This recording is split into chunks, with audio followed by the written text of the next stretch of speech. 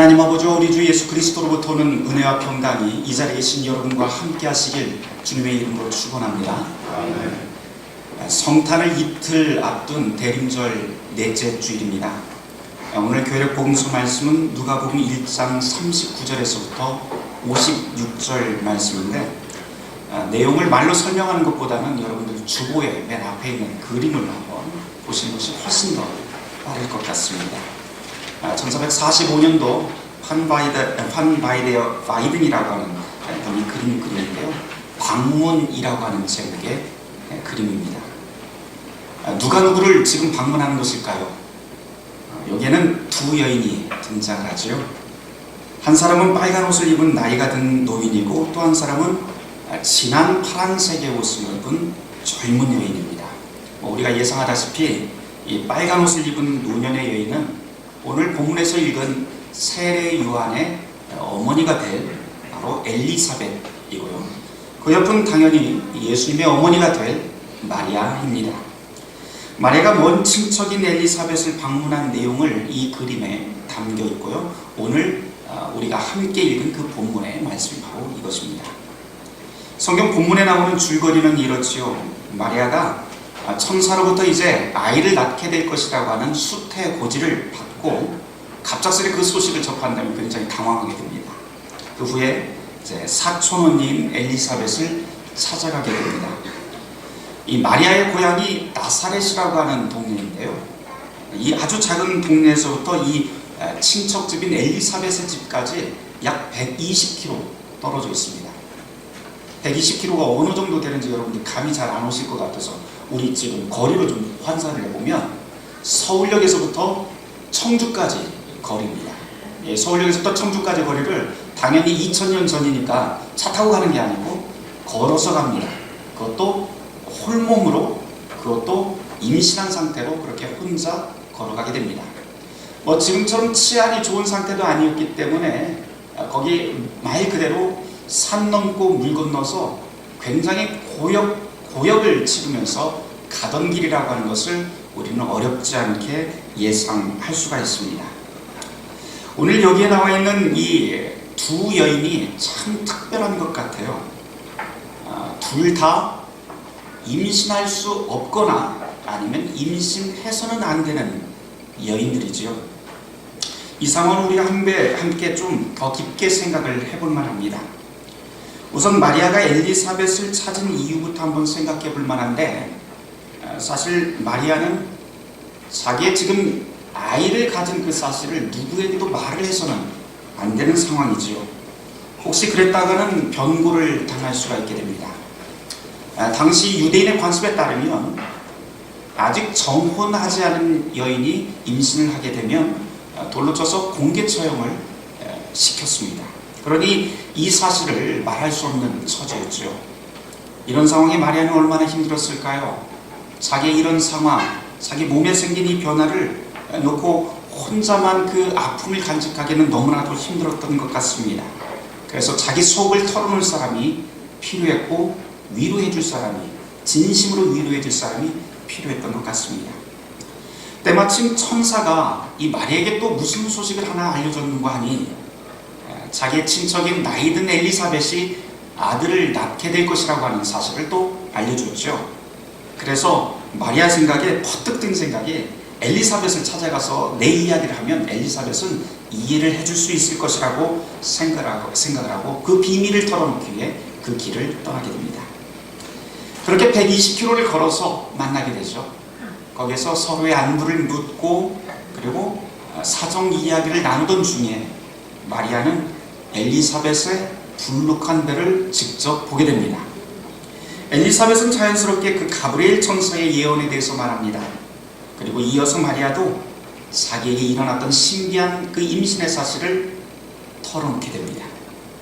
이 대화 한가운데서 이 두 여인의 복중에 있는 그 아이들이 이제 그 대화를 통해서 이것이 우리에게 임하는 시련이나 아니면 갑작스러운 일이 아니라 바로 하나님의 계획이고 축복이라고 하는 사실을 확인하게 됩니다. 그런 다음 두 여인은 일체 의심 없이 서로의 배에 손을 얹고 축복하며 노래를 하게 되는데요. 그 그 장면이 오늘 우리가 읽은 복음서 본문입니다. 엘리사벳이 먼저 큰 소리로 이렇게 노래합니다. 여자 중에 내가 복이 있으며 너의 태중의 아이도 참으로 복이 있도다 라고 하자 이제 마리아가 화답하면서 누가복음 1장 46절부터 찬송을 시작하게 됩니다. 이게 바로 그 유명한 마리아의 찬가라고 하는 내용입니다. 그런데 여러분, 여기서 한 가지 우리가 좀 생각해 볼 여지가 있는 것은 마리아가 지금 내가 참 복을 받았다라고 하는 그 복이 도대체 무엇일까 하는 것입니다.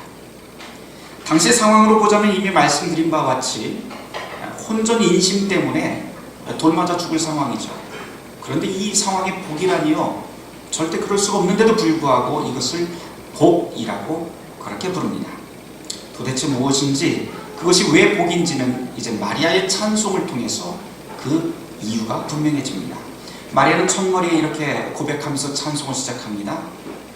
내 영혼이 주를 찬양하며 내 마음이 하나님 내 구주를 참으로 기뻐합니다.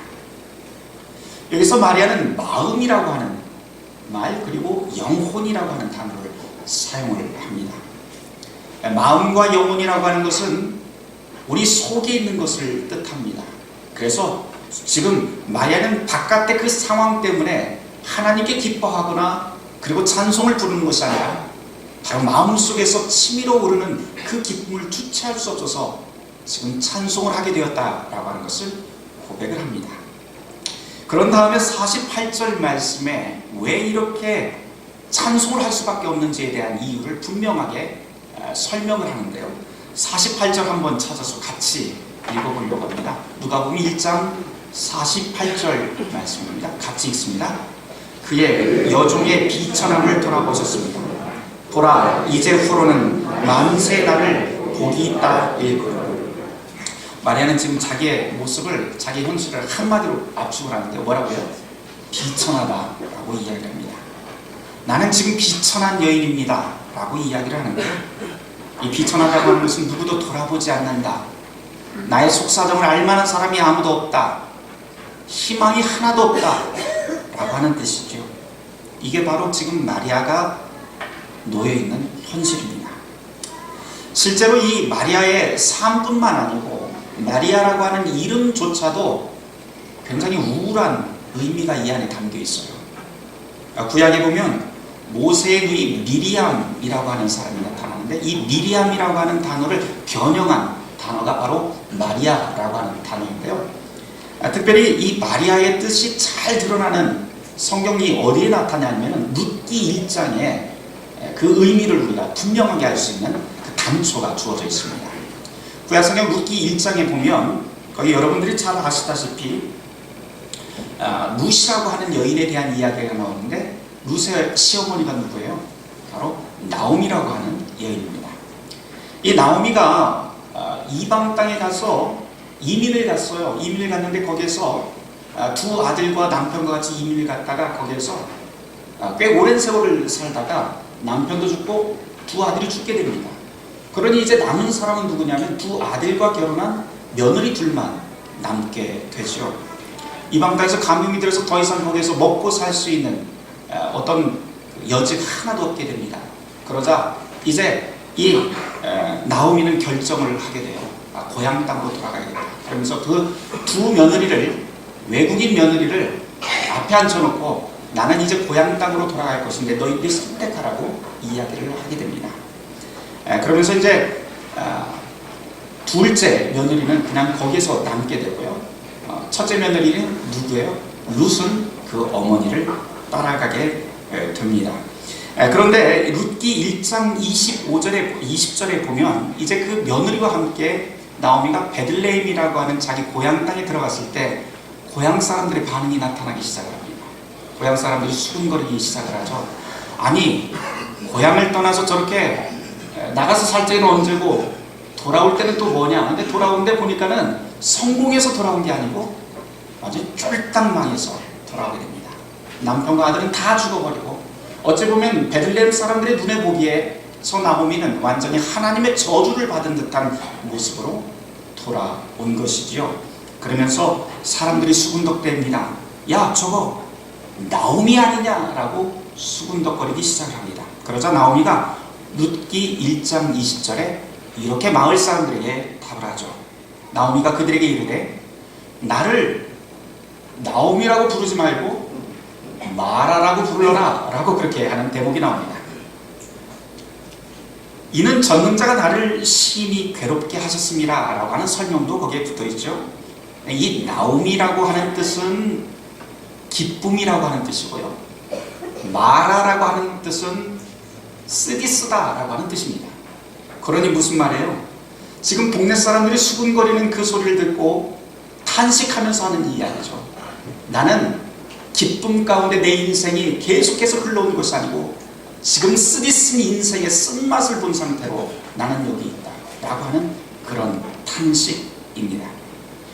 그런데 바로 이 쓰디쓰다 라고 하는 그 뜻이 바로 마리아라고 하는 이름 속에 깊이 스며들어 있습니다. 그러니 이 마리아라고 하는 이름이 그리 좋은 이름은 절대 아닌 것이지요. 이름뿐만 아니고 마리아의 삶을 한번 돌아볼 만합니다.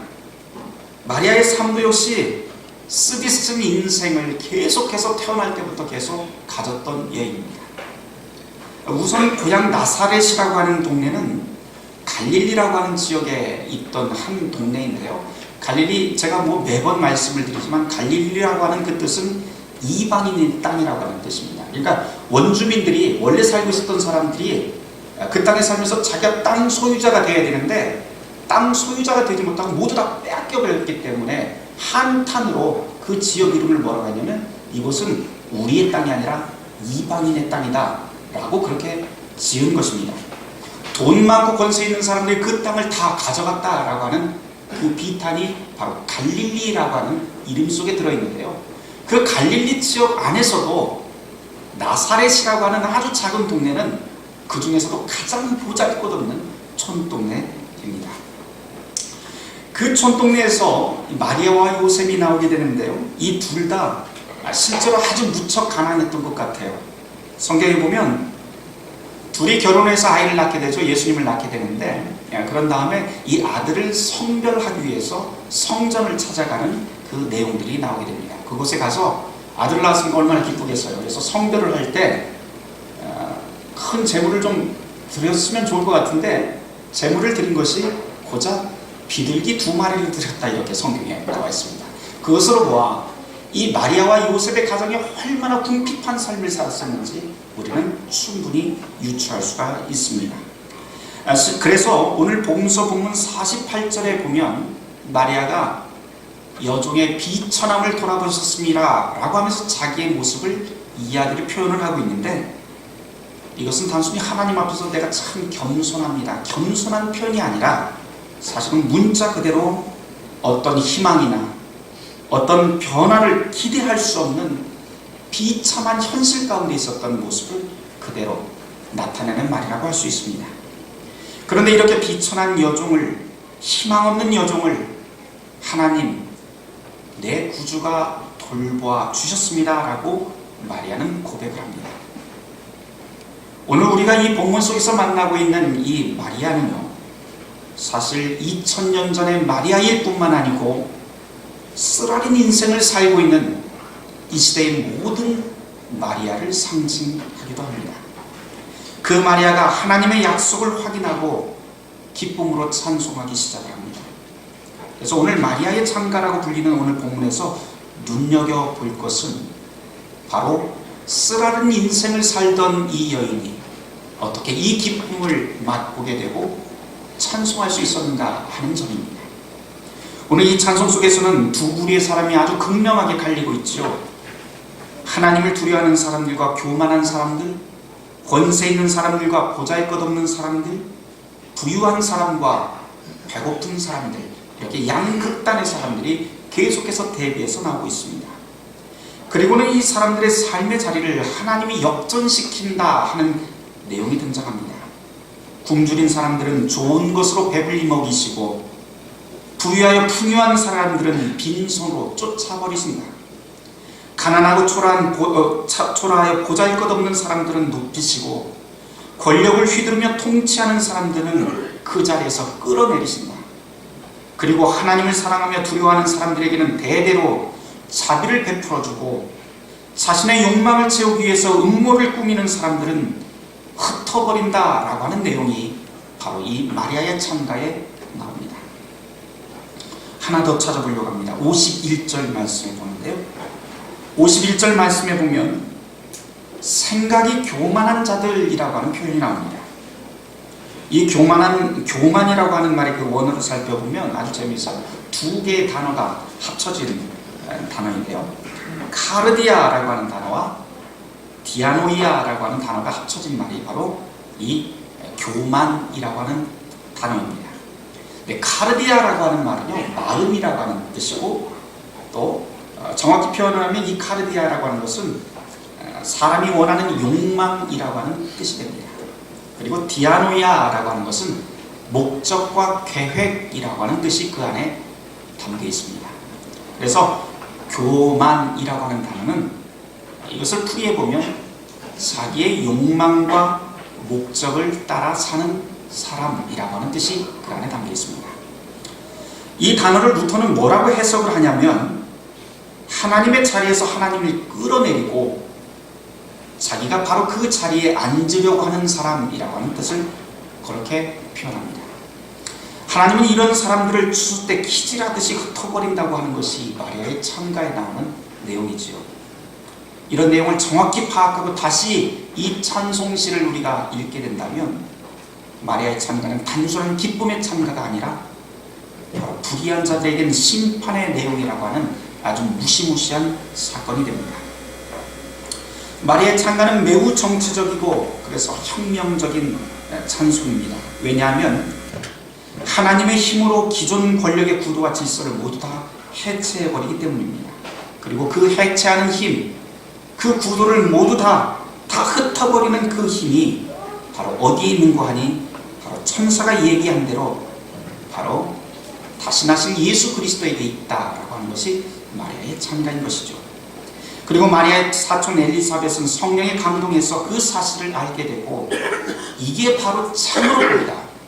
내 복중에 있는 그 아이가 바로 이 모든 일들을 하게 될 것이다 라고 하는 것을 축복하며, 여자 중에 내가 가장 복이 있다 라고 찬송하게 됩니다. 또한 마리아도 이 사실을 믿음으로 알았고 소망하였기 때문에 이 위대한 찬송을 마음속에서부터 흘러내어 입으로 찬송하게 됩니다. 기독교 역사를 보면 우리는 마리아를 늘 축복의 대명사로 그렇게 사용하곤 합니다. 지금도 역시 전 세계에서 사람들 이름을 다 조사를 해보면 가장 많이 사용되는 여성들의 이름이 무엇인가 하니 바로 마리아라고 하는 이름이라고 합니다. 그 정도로 이 마리아라고 하는 이름은 사람들에게 참 사랑받는 이름입니다.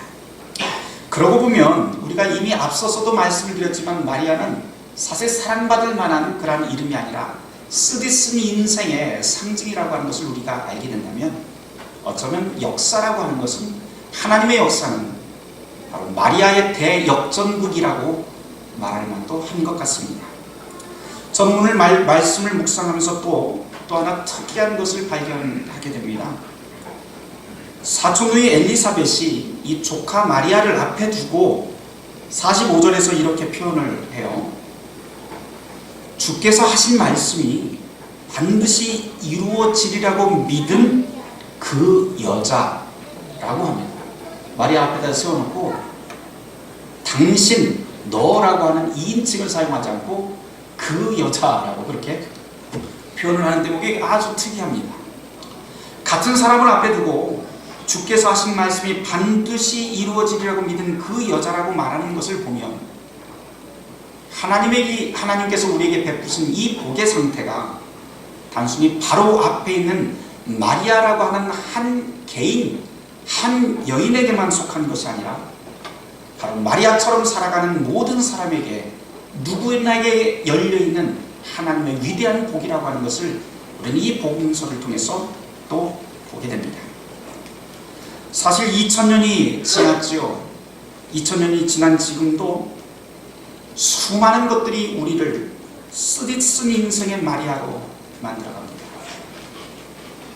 아주 쉽게 볼 수 있는 것은 학원 안전사고가 날 때마다 다른 나라로 이민 가고 싶다고 하는 부모들, 그리고 점수와 등수, 출신 대학으로 우리의 가치를 매기는 사회, 젊음과 돈과 권력, 그리고 인기에 눈이 멀어서 나이와 그 선빈과 겸손의 가치가 실종되는 사회, 하나님께 대한 신실함과 십자가를 지는 영성 대신에 교인의 숫자, 헌금, 목회자의 카리스마로 평가하는 교회의 현실, 주님의 몸이라고 부르는 교회와 교단에서 돈과 권력을 남용하는 부패의 현실 등등 피할 수 없는 세상의 기준과 질서가 우리 모두를 서글프고 비참한 마리아로 만들어갑니다.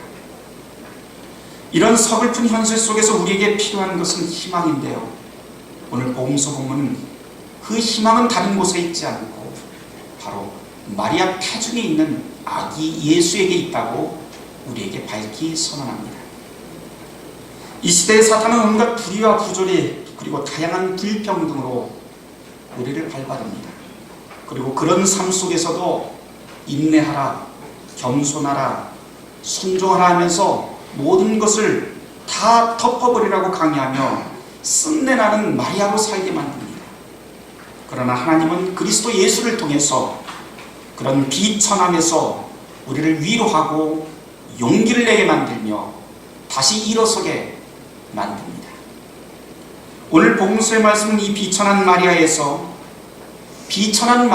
기쁨의 마리아로 우리를 옮겨놓습니다. 그리고 그 자리 바꿈은 주께서 하신 말씀이 반드시 이루어지리라고 믿은 그 믿음에 있다는 것을 우리는 또한 발견하게 됩니다. 사랑하는 성도 여러분, 우리가 세상의 지배에 놓여있는 비탄의 마리아인지 아니면 하나님을 찬양하는 기쁨의 마리아로 살 것인지는 예수 그리스도를 마음에 모신 그 믿음에 달려 있습니다. 바라기는 성탄으로 오시는 아기 예수가 저와 여러분의 그 가슴 속에서 희망과 위로, 기쁨이 되길 주님의 이름으로 축원합니다. 모든 지각에 뛰어난 하나님의 평강이 그리스도 예수 안에서 너의 마음과 생각을 지키시리라. 아멘.